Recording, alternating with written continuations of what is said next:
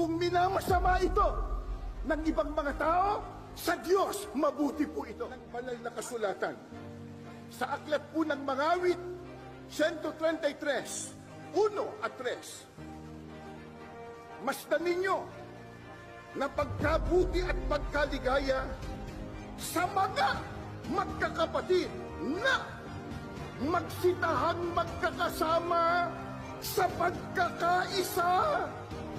Saan daw po?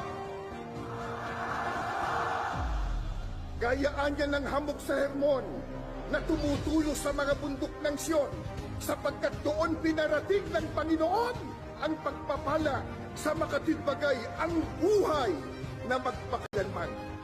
Ano po ang turo ng Biblia para makamit po natin ang pagpapala, ang kabutihan at kaligayahan? Ang sabi po ng Panginoong Diyos, pagkabuti at pagkaligaya sa makatwid. Ito, mabuti sa Diyos. Kung minamasama ito ng ibang mga tao, sa Diyos mabuti po ito. Ano po ang sabi ng Biblia?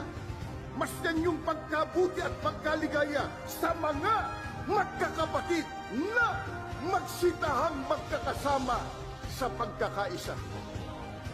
Mga kababayan at mga kapatid, ano ba itong ginagawa natin ngayon? Isigaw natin uli, pagkakaisa, pagkakaisa.